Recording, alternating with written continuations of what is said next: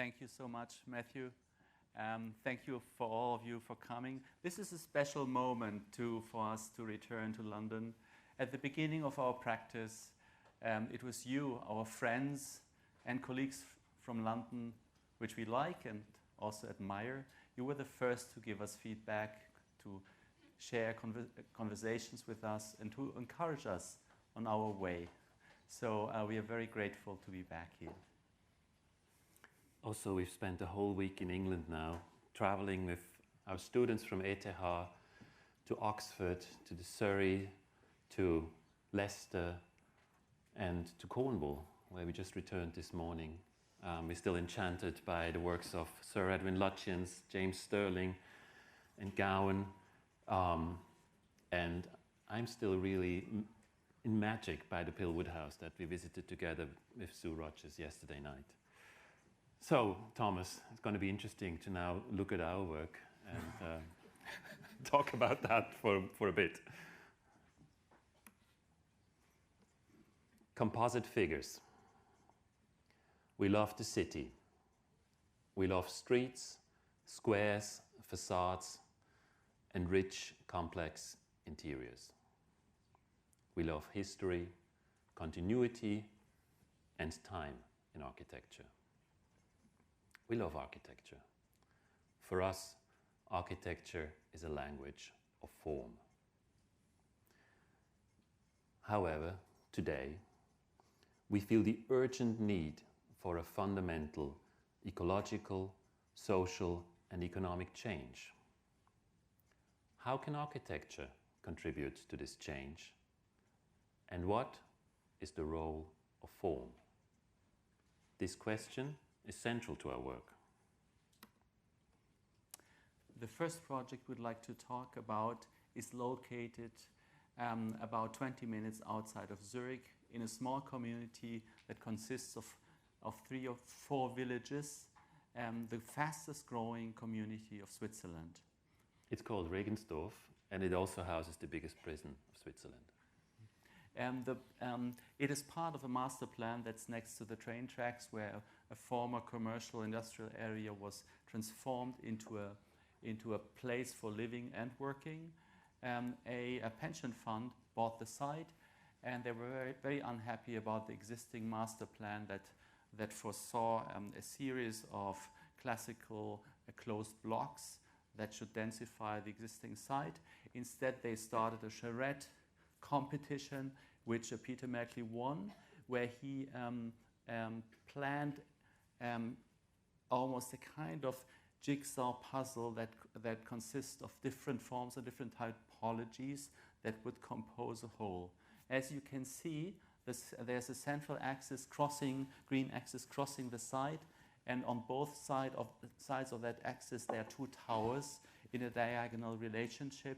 And then there's a series of different typologies, U-shaped, existing courtyard buildings, long buildings, bars. And we were the last office to be asked to contribute to this plan by entering a competition, which was called Sufficiency Pitch. The dark building is the smallest, the slimmest building on the site, which in the master plan was chosen to be part of an innovative research on very economical housing, but at the same time it serves as the sound barrier for the expensive flats in the beautiful tower. The Pensimo is the biggest pension funds in Switzerland. They do the pensions for Swiss Airlines, for the Canton of Zurich, and for big corporations. So whatever they do, they need to create a revenue. They invest, but they need to get money out to pay the pensions of all these people. They have 3 different investment vessels. They have one for kind of upscale housing, one for mid housing, and they have one for low-cost housing. Because what they understand is that whatever the economy is doing, what you can always rent on the market is small apartments at a low price. So they created this thing, what they called sufficiency pitch, and the goal was to construct the cheapest apartment building in Switzerland. We had to enter with a general contractor, and the general contractor, at the end of the competition, he had to give a finite price for the building. It was the goal of the price was, the price tag was 2,500 Swiss francs per square meter, and which is insanely low. It's about half of what you usually spend in Switzerland. And they did not give much other. They let the program open. It just had to be 1 to 2 person households. They did not specify the size of the apartments. However, to get the noise barrier right, the building needed to be 58 meters long and 22 meters high. But at the same, and so what does this sufficiency pitch mean? As you know, sufficiency is a subcategory of sustainability, which is basically the concept that you for a certain goal, to achieve a certain goal, you should use only the necessary means and the necessary resources, and not the maximum of resources, which is usually the case today. So that was the kind of philosophical basis which they gave us without any further explanation. And so if there was by square meter rentable surface, so that the simple mathematics say increase rentable surface as much as you can. So we designed a building that was a bar, 1 staircase, the second one for egress, access balconies that at the same time were the balconies for the private apartments. And what you end up is what you see here. There was a kind of envelope, a volume given. What you see then is here it's an 8-floor motel, American motel. Just hotel rooms, a little bathroom, kitchen. That's it. Quite depressing. But the other problem was that legally, you can see the red surface. By law, you had to count to the countable volume, had to count a certain depth of the corridor. So you can see a diagonal dotted line that shows the virtual shadow. So if you would build this, you would lose all the red volume. You would kind of sacrifice it, to the circulation, which is very uneconomical.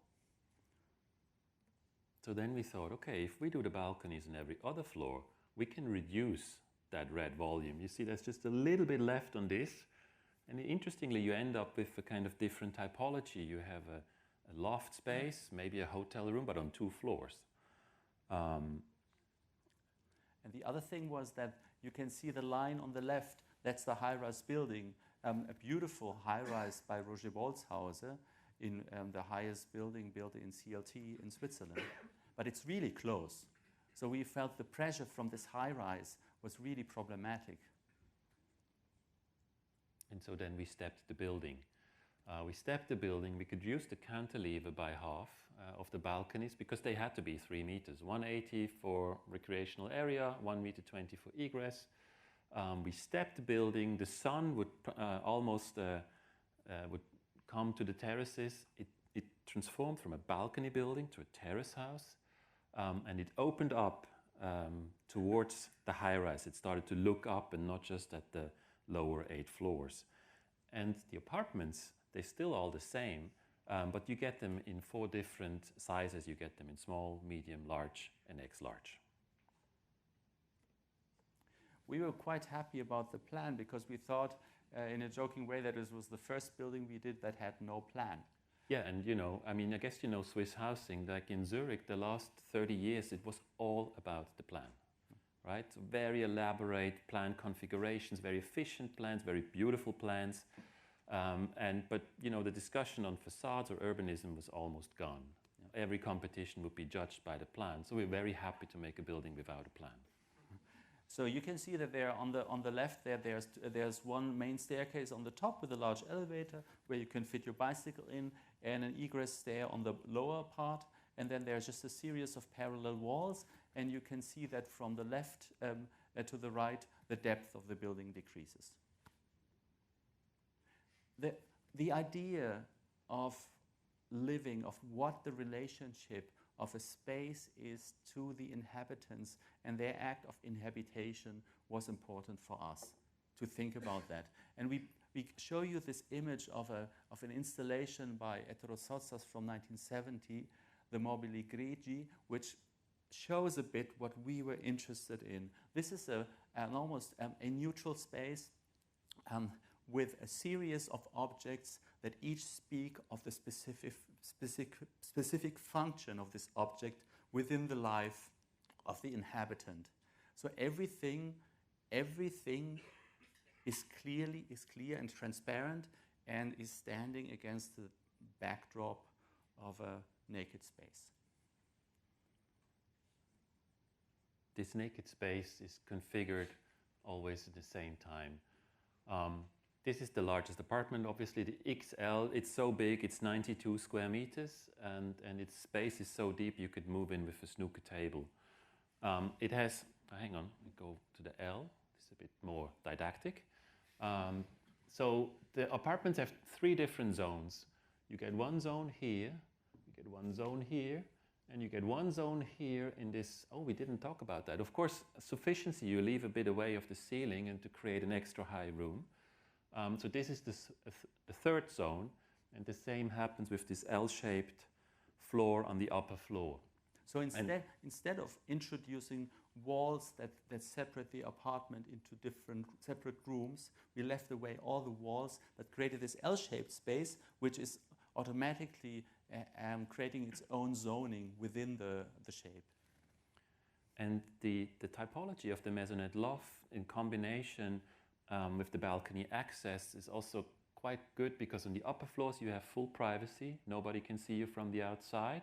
Nobody's walking by. You can change your clothes while somebody else, or like even a dinner is happening downstairs. So you still create different levels of privacy and different levels of how you feel and live in the apartment. Oliver, did we mention that these are apartments for only 1 or 2 people? Yeah, I think so. And so it means that when you are living there with your partner and you fight and you don't want to see each other, for a few hours, then at least one can go upstairs, and one can stay downstairs. So there is a degree of privacy guaranteed, while it's not the typical privacy of the closed door. And while the airspace and the stair, and by the way, the stair is 1.10 meters wide, so that you could have a lift if somebody has a disability. At the same time, it's so large that it's, people put plants on it and books and stuff like that. It's just the front facade stepping back, and then in the S, the kind of 3 spatial zones disappear into just one. But I tell you, this is the most amazing of all the apartments. So in the end, you can see this step volume as a series of row houses that have each their individual entrance and a window above, so that you can almost the modernist trope of the street in the sky is reappearing in a way. Yeah, this is how you enter the apartment. It's very direct. It's just a big window door. Have the staircase. It kind of allows for special furnishing. And also, we entered this with a general contractor, and then we thought this is great because, they know how to construct a cheap building, because that's their job, no? They squeeze every Swiss franc out of every housing project they get their hands on. But then when we started working with them, we realized, actually, they don't know. They don't know either. The only thing we all agreed on is that plastic windows will be the cheapest windows, but this is a standalone product, plastic windows. So if you have a metal window, a wood-metal hybrid, everything is the same, and also the way it comes on site and the factory is more or less the same. But here we literally took the building apart during the design process. We met many times with their construction people, but also with their cost people, and also with their on-site people. And we were, in our minds, we were disassembling the building in its parts, and each part we were looking separately and deciding on the construction, the materiality, and its use. So what you can maybe guess here in this model is that it's really a composite form where each element remains visible in its individuality, and we hope that from there we would also gain a new expressive freedom that would maybe also be perceived by the user, by the inhabitant, as an increased freedom, as opposed to the typical neutrally white, kind of neutered apartment. To give you an example, the ceiling over the double height space is not so easy to build. You need scaffolding on the inside. So we were wondering if you could have concrete elements spanning the 6 meters width of the apartments. But then we found out there's only 2 construction companies in Switzerland that will produce concrete elements of that scale. So the market price is really high, only 2 competitors. Plus, we would have needed 2 cranes on the side. Is it crane? Yeah, cranes, huh? These things, huh? 2 cranes on the side. Whereas with a conventional concrete floor, you could have thousands of builders in Switzerland building it, plus you only need 1 crane. So everybody, of course, decided for that. So each element, you know, those brown walls, they were wood facades, they became brick facades because of noise issues. Each element we changed 3 times. So designing this building, or rather say constructing this building, was like designing a Formula 1 car. It's a lot of planning. So the street facade, the one that is facing the train tracks and it has to absorb the noise, there we realized that the urbanistic problem of the building was the David Goliath problem. Huh? That behind this building, the large tower was looming. So we were the smallest one. So like in the movie from the 80s with Danny DeVito and Arnold Schwarzenegger, where the small guys try to really stretch and to become very tall and have a lot of presence, we try to achieve the same thing. So what we did is we introduced a kind of what in pre-modern times was called a colossal or monumental order, where where two stories are united visually into 1 story. So this is an 8-story building, but it reads as a 4-story building. And we create this composite window element that combined the double height space and the different windows also of the bathrooms into 1 motif. So we could kind of monumentalize the small, relatively smallness of the building. The same happens on the garden courtyard side. The surroundings will be very green. And to kind of emphasize that this is the garden side, but also because both of the towers will be in a kind of oxblood red, no? Mm-hmm. Yeah, oxblood red. It's kind of quite old-fashioned, no? So we thought, okay, we have to counter this. So mint green, fresh color, but also this kind of claim for autonomy. We believe also helps the 2 towers to be as red as they want to be. And our building is different. And it's a bit like this kind of question of autonomy, and is also a way of relating to other things, no? So it's more interesting to talk to somebody who has maybe a different opinion than you than somebody who says exactly the same things as you do, no? And so who's permanently copying what, like speaking what you think he should say, you know? So therefore, in the end, there's a better relation, a better conversation, sometimes with opposites. And of course, we also wanted that the people in the tower, you know, you build the cheapest apartment building in Switzerland and you don't want it to be depressing. You want that the people that pay high rent also can look down and say, oh, actually, that's kind of a cool lifestyle. No? Actually, we imagine these young bankers living at this high tower and looking down to the students who are drinking beer and enjoying themselves on the terrace. No?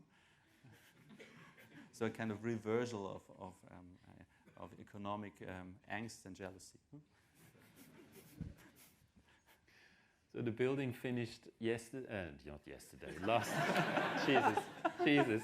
Yesterday was great too. By the way, Sue Roger's house has kind of a lot of similarities with this. Anyhow, it finished last year. People are living there for a year now. In order to be cheap, we had to be the first on site so that we had enough space for the construction. So people are living there now on a construction site, as you can see, because nothing else was finished. You can see the plasticity of the facade. It's an Eternit facade. Corrugated Eternit needs less substructure because it's stiff. The city asked for a base to be created in the facade, so we gave them, by sticking out these panels, we gave them a kind of classical base for the building.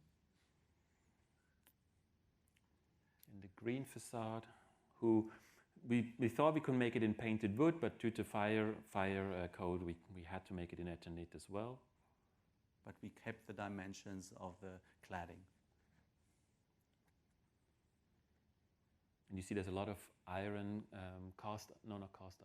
galvanized steel bits, grids, that are kind of half products of industrial use. And so is the big staircase on the inside. You know, it's the kind of staircase you can buy in a catalog or even at big supermarkets.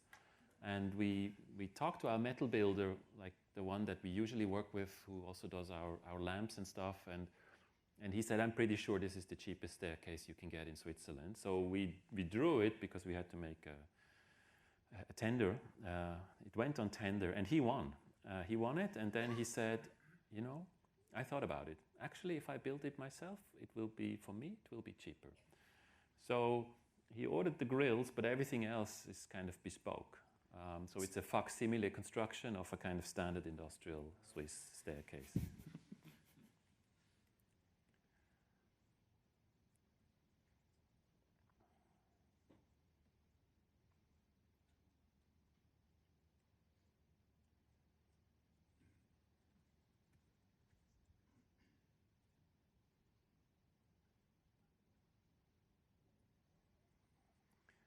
So you saw that the facade has a monumental idea. It's 4 floors instead of 8,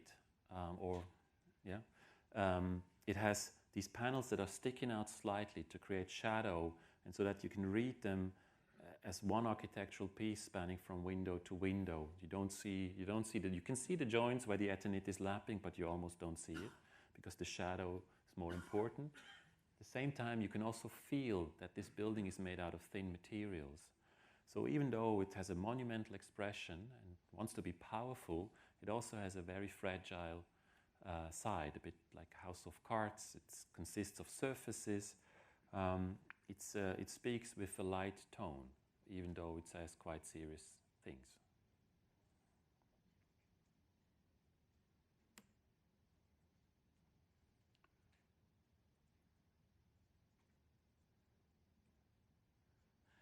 The next project we want to show you is Unterfeld.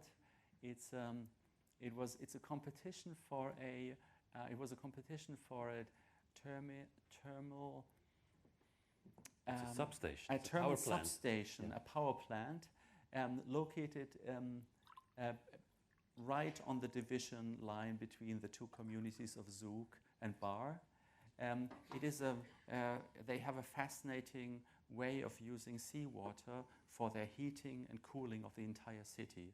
They extract cold seawater from the depth of the very deep lake of Zug, and within the city they have 5 or 6 substations where there are gigantic heat pumps that generate heat and cold from these from the lake water, and then through a pipe system that heat and cold is distributed throughout the entire city. So it's a very sustainable, very innovative system. And they had to build another substation, which was not, as the others, hidden within the urban fabric and somehow buried beneath a building, but it was in the open fluvial plain that is between the two communities. So when they gave in the permit drawings, the two communities said, no, you have to do a competition to integrate this new industrial building into the landscape. So we entered this competition. And we won. And we won. And here, the site plan is very simple. You can see there's a access road, and on the right there's an electric substation that's existing, and on the left that is the rectangular shape of the new thermal substation, which is basically a concrete volume that is closed, unisolated, and that was the starting point. That has already been planned. It was basically, the planning was finished, and that needed a facade, an expression. And the only thing we were allowed to design was the skin of the building. So the facade, the roof, and the kind of colors and maybe shapes of the chimneys. And so we thought we would like to express this idea of water, this kind of ecological idea that there's a water cycle. There's a water cycle from the lake to the plant. There's a cycle from with cold and hot water from cold and hot water that goes from the plant to the city and back. And so there's a third cycle, which is the kind of cycle of water that rises from the lake, goes into the atmosphere and comes down as rain onto our building. And we thought of bringing it over the facades and let it flow back. And there's a little stream just next to the plant and back into the lake. As inspiration, we took Merit Oppenheim, the Swiss artist's famous fountain that she built in the center of the city of Bern, where she basically took a ventilation shaft of an underground parking garage, and she created a kind of public sculpture, a fountain, where you can see on the left a series of conduits would somehow lead that water down to the ground and create a spectacle, for the children and the pedestrians. What she did not know, that nobody knew, that the water she used contained a lot of chalk, or I don't know exactly the English word. So over time it became really like an artificial rock. And not only the chalk was somehow clogging the entire system of conduits, but it was also attracting first plants and mosses and so on. So we ended up with a kind of natural rock that the people in Bern decided to keep and also to protect as a piece of nature within the city. Every now and then there's a piece of chalk falling down, but so they kind of do a bit of maintenance not to endanger people, but it's really in the hearts of people. So we thought we're going to do the same thing, just a bit at a bigger scale. You see this kind of figure. It's an Eternit facade that is on a steel structure, and it just has a few gutters. And then we let the water from the roof, we collect it and let it run over the facade. And after some time, there will be something growing, we were hoping. Because if you don't maintain it, and you don't clean it, dirt will collect in all joints, and then suddenly things will start to grow. And we thought that was a great idea, no? And so no maintenance, and it was also, the facade had no kind of isolation purpose, and so it was just a freestanding thing. So like an artificial rock, it could somehow become nature. But Thomas, now that we saw all Lütjens and this kind of romantic core that was in the work, even though we love it, we are not very romantic, are we? Well, that's a good question. Yeah. So I'm not sure. And I think the pedagogical purpose of this image is to say that we are not romantic. Yeah, no. Because we are showing you this Karl Bloesfeld image of the Rhineland photographer who, around the beginning of the 20th century, took all these microscopic black and white images of natural form, which basically show the geometric perfection of natural form. And this perception of nature, it takes us back in time, basically to a time before the 18th and 17th century, before a romantic view of nature, where the idea of geometry, where geometry and nature were still seen as one. Because until Romanticism, there was a unity of both, and we wanted to maybe go back to that point and see whether the geometry of the architecture and the nature can connect. So we won the competition, and we were called for the first meeting. They said it's great, it's affordable. No, it's cheap. it's cheap, it's modular, no? Yeah, it's modular, so they were also looking at a later extension. It's flexible. We really like it, but guys, we don't want to have a messy experiment. We are a clean company. So the project manager, he was pushing to, like, no plants. Like, forget the plants. You know, it's beautiful like this. Like, just do it like this, you know? And, I mean, even with the Blossfeld image, you know, we could say, yeah, actually he was right. Huh? Yeah. It was enough. Huh? Yeah, I know. But it's the interesting thing is that they have this super innovative, sustainable system in the city, which is run by a company, you know, of... Thomas, this is recorded, huh? Yeah, I know. Men of not in biological age, but of a kind of more ancient, you know, generation. However, we made a series of studies, and in the end, the CEO of the company said, "No, we need the plants. We need the plants."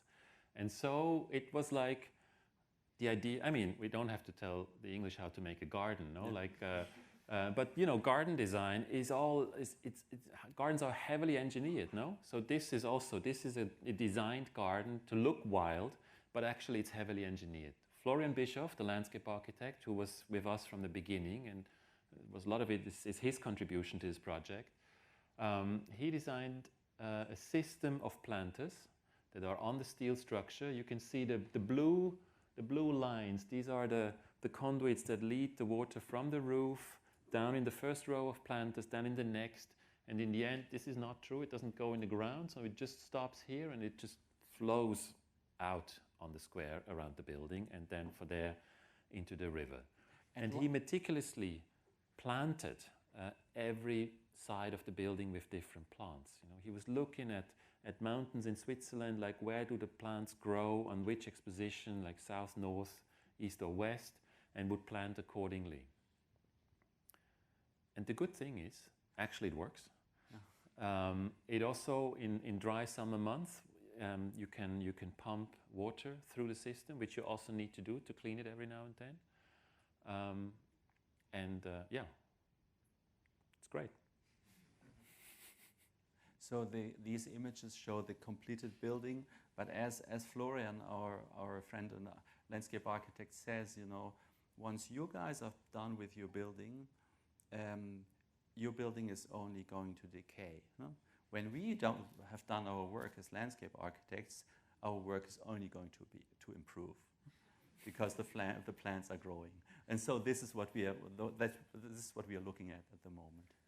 And it's also that we had a really bad summer in Switzerland, a lot of rain, and so the plants got watered heavily, but they also grow really nice.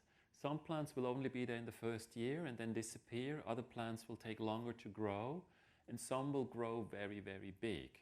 And so the question is, how much maintenance will be done? I mean, they have a crane, there's a gardener, but you know, still it's an engineering company. Let's see how much gardening they're going to do, and we're very much looking forward to see how it will continuously grow. And we hope, of course, that the maintenance will not be overdone, and that the plants will grow like hair out of the ears and the nostrils of men over 50, you know? It's a bit of too many old men references. I know. But I mean, we are both we're now both over 50, so I think we can. But he was talking about emerging generation of architects, you know? I know, but this was a compliment. No? Yeah.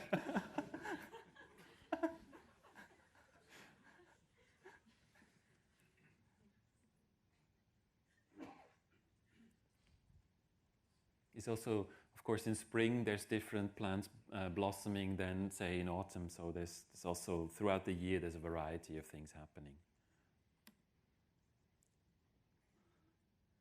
And the facade with these Eternit panels, of course, has also relation to big shed structures in the rural landscape of Switzerland, or even big tiled roofs. So there's also an empathy for this. We are not sponsored by Eternit, in no way.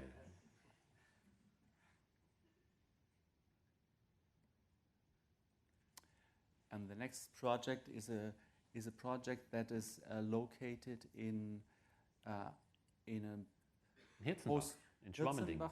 Hirzenbach, Schwammending. It's a working class neighborhood in the northern area of Zurich. It's part of the Wasserfallenplan. It's a post-war green city plan. As you can see, it consists of a series of large housing slabs that are east-west or north-south oriented, and that are basically placed on a green carpet, a continuous carpet. So a cooperative is owning one of these slabs with very economical apartments for a long time, and over time they have maintained it well, and they have done extensions on the kitchen side, and now but they have always refrained from redoing the entire building in order not to keep the rents very low. Yeah, it's also the thing that in Switzerland there's such a pressure on the housing market at the moment. Zurich is only a rentals market, so the prices, there's so much migration coming to the city at the moment that the prices are really, really high, and we have 1.2%, I think, in Zurich, in the canton, of empty apartments. So it's really hard to get an apartment. If you find one, it's very expensive. In 2008, they added these kitchen blocks, kind of as prefab structures to the building. And you can see before, I think the kitchen was kind of here with the bathroom was very small. So they added a full kind of kitchen in which you can also dine. So a really good addition to the apartments to make the plan much more generous. But they were worried in 2008 to do the balconies as well. They had to do the balconies because the balustrade was started to fall off.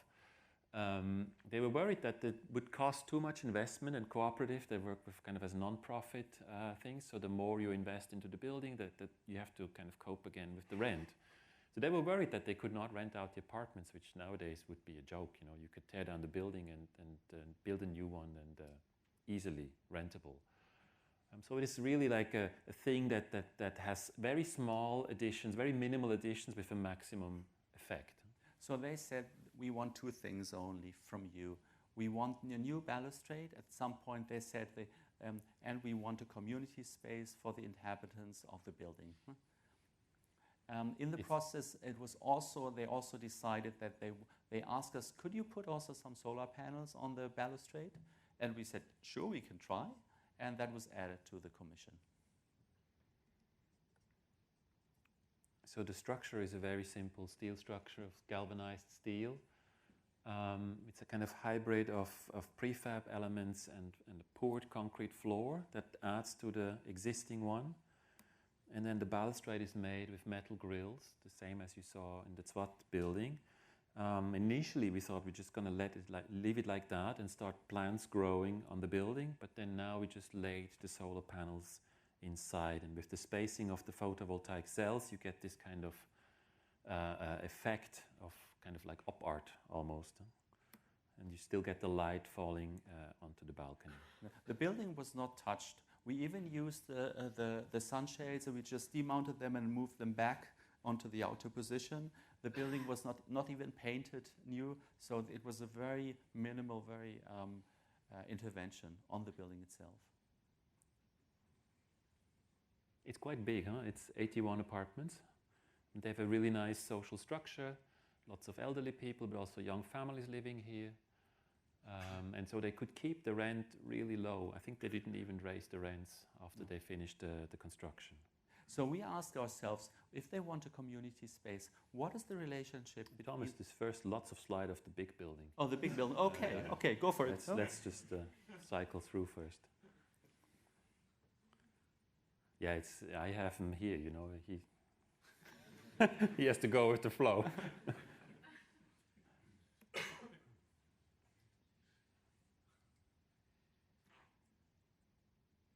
It's also an area that's quite under pressure because it's still very central in the city, but the buildings come of a certain age. Lots of buildings. I mean, you know, I don't know how many more years this guy will gonna stay up. Gonna get destroyed and rebuilt, And so with this, we could also secure, with our project, to secure that the building has another at least 20 years of lifespan.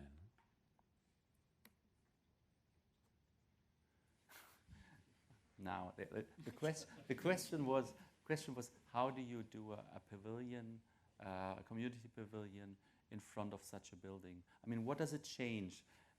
We were, as you know, the question of modernist housing slabs and their relationship to the ground can often be very problematic. And that's why we were welcoming the client's urge to create that pavilion and also to redo the landscaping. So we thought, but what can we do? It should be something that is somehow still leaving the surface as a continuous surface and not do an urbanistic statement. So we thought about a tent. And we thought that we could do a tent out of Eternit again, but in a way that we would take these measurements of the Eternit and we just accept them. So the entire proportional system of this thing is basically based on how you get these shingles off the shelf. And the tent, of course, is also a space that is outside of kind of the normal life, the conventions of every day. You know, you have a tent when you're somewhere exciting in the wild, or there's a big party somewhere, and then people put up a tent to be able to come together and to celebrate. And so, of course, also, how do you transform something that is temporal into something that is permanent? No? How can you still make it feel as if it's a temporal structure, even though it's going to stay there for hopefully the next 20 years? Of course, we loved the Schinkel tent room that it's in Schloss Charlottenburg, no? Yeah, Charlottenhof. It's just this one room where he created a tent, and parts of it is fabric, parts of it is just tapestry or paint on render. And also this idea of temporality, of maybe also fragility, of people coming together, forming a group, which is reflected in the Richard Serra sculpture, 1 ton prop, where these 4 steel plates are leaning against each other, just holding themselves up. But if you would give one plate a push, probably the whole sculpture would collapse. So that kind of leaning against each other was the main theme of this, of the tectonics of the outer skin of the building. It's a bit like a house of cards as well. And inside, it's a wooden building, we realized that there were ways to somehow dematerialize it. So we had it painted in stripes of silver paint, and we used these very cheap garlands, these light garlands that you can buy for festivities for no money, and installed them as the kind of light source for this festive tent.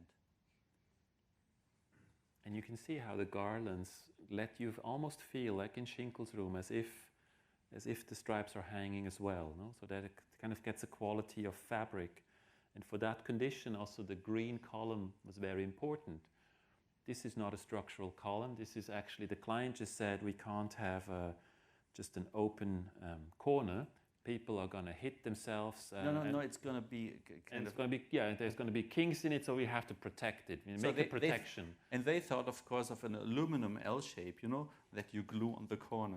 We've all seen that many times. But we told them, no, we have a solution for this. So we put that green column.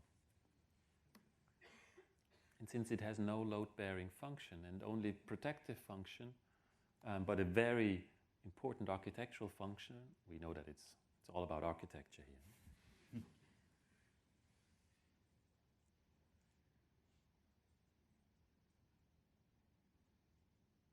That's the toilet.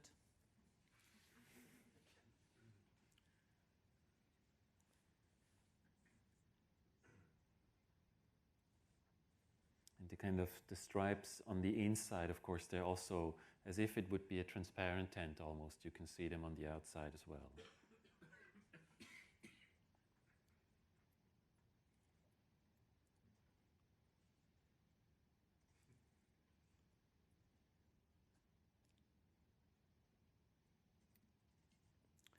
The last project we'd like to speak about is the residence of the Swiss ambassador in Algeria. This was a competition as well.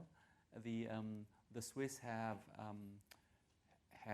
tested all their existing residences for seismic damages, and as Algeria is on a seismically very active fault line, they found that the existing building from the 1940s had a lot of horizontal cracks, and there was no way to protect it except to encase it into a gigantic steel cage, which would not protect the building, but just the inhabitants during one earthquake. So they decided to have a competition to rebuild it. We won this competition for very obvious reason. I'm going to talk about it in a second. We won this in 2017, and we haven't been to Algiers then. They just had the brief. They said they can construct in concrete, but construction level is quite low. It's not Morocco. Huh? It's Algeria sold oil and gas since the 1970s and imported construction. So first was the Russians who did construction. Now it's the Chinese. The French killed, well, not killed, but they also killed people. But the French, how do you say, they dissolved all the trades of the traditional trades during the colonial rule. So when the Algerians gained their independence, they had neither an industry nor a craftsmanship for their building culture. So when we first traveled to Algiers, together with the client, we were selecting a local architect, which is Mohamed Larbi Meroum, a really good architect, Algerian architect, and we started to have an ongoing conversation that lasted over 7 years with him about architecture, about Algiers, about the relation of politics and architecture, of different societies. And during that time, early on, the Hirak started these peaceful protests in Algeria every Friday afternoon. And there was a moment of hope, of real hope coming from our friends in Algeria that Bouteflika was also about to die. And they were, who was the leader, the dictator. And they were hoping for a more open country. And it seemed that the signs were right. And in this context, we planned and built the building. The site is a very beautiful kind of Orientalist garden that consists of a lower part that is kind of an Andalusian geometric garden, an upper part with that's a kind of romantic palm garden. There's an existing building of the Chancellery by Bacca Blanc that was built 10 years ago, the grey volume that provides was erected on the former tennis court, that provides the kind of monumental presence and weight to the site.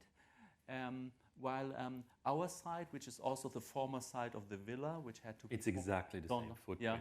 Yeah, that monumental presence of our neighbor, it occurred to us that it gave us the freedom to say we can just do a pavilion. No?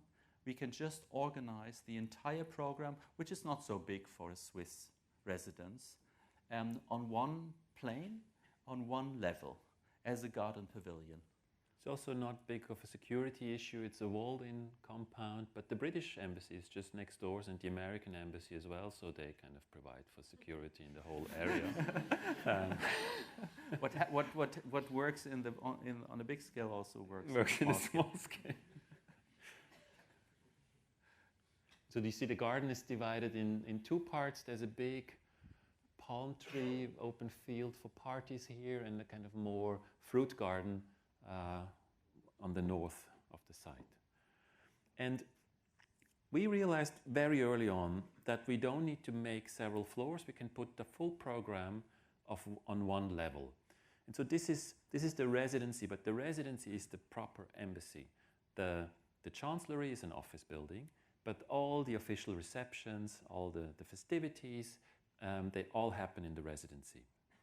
So there's an ambassador living with his or her family here.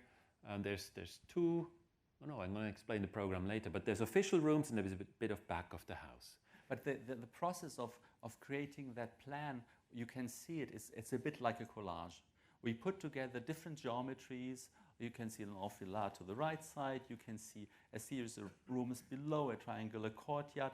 It's like a collage where we found that the continuity of space was just as important as the autonomy of each element of that collage.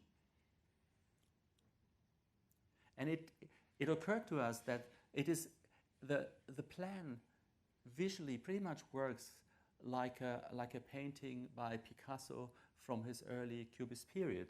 This is a painting that is in the Basler Kunstmuseum. It's called El Aficionado from 1912. And if you look at this painting, your eye will constantly wander, huh? And it will stop at certain points where you recognize an element, just like a guitar or maybe a newspaper or a mustache. But once you try to focus this element, you realize that you are losing it again, and you continue to wander around. So that ambiguity between the continuity of space and a tentative approach to fixing certain elements and moments was the kind of main idea of this plan. So programmatically, there's the official rooms, the official entrance, and then to the right, there's the dining room and the salon. And then there is the ambassador's apartment, which is organized around the triangular courtyard with a few bedrooms, an office, and a private living room. But since they're arranged on the same floor, and since there is doors in between things that you can close, and then it's also acoustically, they're shut off. This is a kind of where they both work on the same hierarchy, right? So the official and the private. And we thought, this is a family living here. If you live in a walled-in compound, in a foreign country, in a walled-in secured compound, in a beautiful garden, but on the second floor, it's quite depressing, no? And if you can live here in the garden, and you can open up the doors to the official rooms, and the kids could just run through the whole building, and also as a use of now there's just one ambassador, single man living there, he uses also private spaces for official openings. So there's a kind of non-programmatic decision of where you do what in this building. And on a typological level, this approach to organizing an embassy is actually a pre-modern approach, because in the pre-modern times, the embassy was actually the house of the ambassador, and he would receive the guests in his private residence, and there was no distinction between that. And one of the jurors, an ambassador, also in the jury, we heard that later, was really stressing the fact that the most important contacts in diplomatic life happen informally. They happen at the birthday of your daughter. That's where you have the most important conversations, and not at official events. So this idea was there from the beginning, do it on one floor. But Thomas was always very kind of, I don't know, feeling awkward, like kind of opposing the project, trying 7 other different options while we usually never do options, you know. And I really started to get annoyed. I was like, Thomas, what is the problem, you know? Like, this is good, like we can do it, you know, like we can win this. But he was like, yeah. And then I was, but what's the problem, you know? What was the problem, Thomas? Yeah, and I was listening to, trying to understand what my uneasiness was caused by, and I realized that it was the fact that we are doing a one-story pavilion, and the problem of the one-story pavilion, as you all know, is Mies van der Rohe's Barcelona pavilion. It is such a beautiful and dominant force, you know. It has such an incredible gravitational system that it can suck any independent architectural thought in, you know, and destroy you.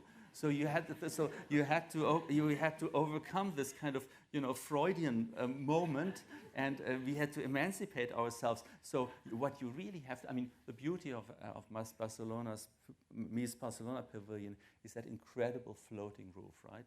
under which everything is located. The reflective pillars, the beautiful natural stone walls sliding past, the glass, and so on. So we have to kill that roof. And you know, I thought, okay, you have to be quite German to kind of feel like this. But in the end, we kind of agreed on, okay, then let's cover this roof. Right? Let's cover this roof. So we glued pieces on the model that work like a big frieze. Others are a wall. Others are like a roof. And you only see that piece of roof, the pavilion, the Mesian roof, you only see it on very small bits. Where yeah, like when you have a shirt and just a little bit of the shirt appears under the sleeve of your jacket. The rest is covered. And that also led us to an idea that this building is not one thing. This building is many things, right? There's no absolute hierarchy. So we also killed the idea that the roof performs the big hierarchy.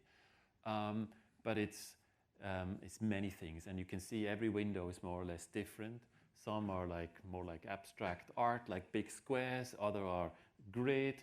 Then there's kind of serial repetitions. There is these kind of solid rip-off garden trellis elements. And this really also changes, as opposed to the Barcelona pavilion, where everything that's under the roof remains in the shade and is kind of crystalline and is receding into that beautiful shade. Here, we realize that we bring things forward. Because we have the same condition like in Barcelona. We have a Mediterranean, beautiful light with lots of shadow. So we bring things forward. We bring forward figural windows. We bring forward these sol de vide, trellis geometries that kind of trick the eye into believing or not believing in depth or proximity. So so we worked against this kind of darkness under the shadow. And at the same time, it's a construct that is very composite. Each element speaks at the same time, maybe, or at least they speak to each other. None of them has the lead. And you know, in German, the word embassy is translated into Botschaft, and Botschaft also means message. And so we wanted to make sure that this building also delivers a message. And you know, of course, this message can be seen in two ways. It can be seen that it's the expression of the Swiss motto that there's a unity in diversity. I mean, a small country with 4 different official languages, just a few million people that still decide that they belong together. But direct democracy. Yeah. It could also be seen as a message, of course, to the host country, to Algeria, a country torn between secularist and Islamist movements, between autocratic movements, a quest for democracy, between different languages, the Berber culture, the Arab culture, the Francophonie, the French-speaking culture, and these are centrifugal forces that could be overcome if one would accept the diversity as a positive. So we finished the building last year, like lots of problems with the planning application. There was COVID happening. And so it took 3 years to build this pavilion, which is a long time. Also parts had to be imported, even though we tried to have as much of the construction come from Algeria. We could work with a really nice local general contractor, a small one. And we also had to learn how to construct the building in Algeria because it's very different from Switzerland. So it's a concrete structure that has a coat of white render, but it also has a coat of concrete elements that are reinforced with glass fibers. So they're only 16 millimeters thin. Because the concrete of the building itself, it's quite unprecise. I mean, this building has plus minus 20 centimeters building tolerances. So we're quite happy that we did not try to make something that is based on a grid, but something that is very loose. So, you know, when a column moved 20 centimeters, we could completely accommodate that within this kind of free flow plan. The facade also helps to kind of keep imprecise concrete things precise, but it also gives an architectural expression of lightness. They work like fingernails. You can kind of see the lower bit of the concrete, but you also the kind of the nail, the edge condition, the surface quality is more important than the massivity. So it's an expression of lightness and not that of a kind of macho, muscular Oscar Niemeyer building. Yeah, more something that could consist of leaves or maybe feel a bit more like a butterfly.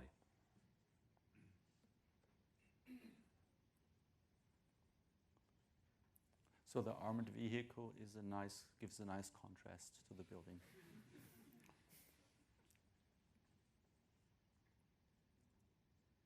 It's the entrance hall. And you can see the doors are now open and you see through the entrance hall into the triangular courtyard. And to the right, stair leads up to the roof terrace. When we were designing the entrance area, and we wanted to stretch out the hand to the Algerian hosts and guests in this building, we wondered what the Swiss and the Algerians would share in their history. And we found out that the Swiss government in February 1961, at the height of the civil war or the war of liberation of the Algerians against the French, they organized the first clandestine meeting between representatives of the French government and the Algerian liberation movement in a hotel under absolute secrecy in the Hotel Schweizerhof in Lucerne. And after that meeting, the government officer who organized it, did not attend the meeting, saw quite happy faces coming out of that meeting, and he wrote a report to the Swiss government on the events, and the title of that report, or the title of a chapter of that report, is Bon début à Lucerne, good beginning in Lucerne. And actually these first meetings, they led to the negotiations that finally led to the contract of Evian, which allowed for a plebiscite, which led to the independence of Algeria. So we asked the still existing hotel to donate a historic table, and we cut this table into two and mounted it against the mirror to somehow show the connection across time and space between the Algerians and the Swiss. The furniture is designed and selected by Jörg Bohner, Swiss designer.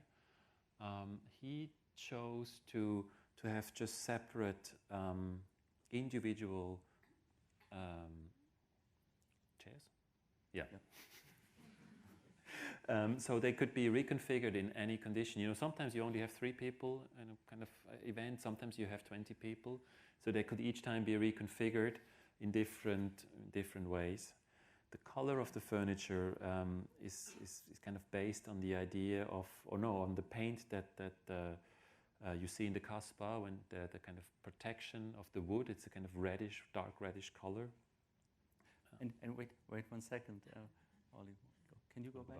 Yeah. And the nice thing is he did design these small leather seats originally for Wiedemann, a Viennese furniture producer, for Viennese cafe houses, because they're quite close, quite small, and you could place a lot of them for many guests. And it's so beautiful to think of a Viennese cafe house to be founded after the Turkish siege of Vienna, with the surplus coffee that the Turks left behind, and to have a kind of, to imagine that Turkish salon reappearing in Algeria, in a different context, also as a kind of salon. And we really love that continuity that goes full circle.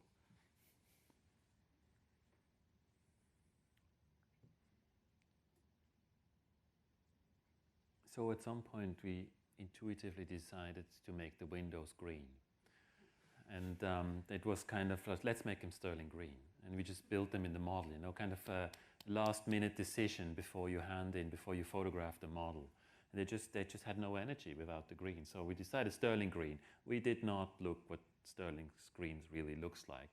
And like after this week, I can tell this is not sterling green, but actually I'm quite happy. I think it's much nicer than sterling green. It's a bit more vibrant. It's a bit more There's more yellow in it, I would say. And so it was important from outside to have a certain energy as a color, but from the inside it's also wonderful how it blends with the natural green of the garden. So like sometimes they kind of overlap that you almost don't see the window frames, and sometimes you clearly see that there is a very vibrant green frame. However, the natural green gets even amplified through that green. And like sterling, we like it because it's not a color that is necessarily connotated with a kind of culture of interior, but rather an industrial color with not many connotations. Maybe for English it's different because we saw many kind of sterling green paint throughout London and also even in Cornwall. Yeah. You can see the graphic quality of that is somehow enhancing the depth, but also irritating because it somehow lets you question the actually position depth of these ornaments. These are the stairs leading up to the roof terrace on the roof garden. And like the roofs in the Kasbah, it's terrazzo tiled floor. This is a red terrazzo tiled floor. You can see that those lamps, they are the same lamps as we have in the interior. Sometimes they're hanging, sometimes they're mounted on walls, sometimes they're standing lamps. And these are just the waterproof versions that we can put freely on the terrace or in the garden, as to show that also the outside spaces are spaces of the embassy and spaces for gathering and celebrating or having lectures or meeting, coming together. In the very distance, the big hotel by Luigi Moretti, El Orasi, towering over the Kasbah. It's a fantastic structure. The back side with the delivery side with a car park area. In Ellis, this is the triangular socle detail that we also saw in Stirling that we did not know he did in Leicester too with Gowan.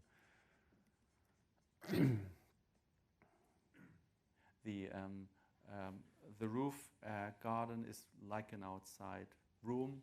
You have entrances, gates. You have a bar that's fixed there, and you have another gate that leads into the private area of the roof garden with a sun deck for the family of the ambassador. When you exit the compound on the rear side and you begin to see the walls in connection to the surface of the walls of Algiers, we believe that the building can reconnect to the city of Algiers, which is called Algiers la Blanche, Algiers the White City. And while Algiers at the time we started was full of hope, during the pandemic and with a change of government and with really bad example of, at the time, Trump and Putin, and now again with even worse example of Trump and Putin, the kind of screws on the society were tightened and the hierarchy disappeared and the hope, kind of the flame of hope kind of went a bit lower. But after having left the country now, still being in contact with the people, we certainly hope that this building will see a different time for a different Algeria in the near future. Thank you very much. Thank you.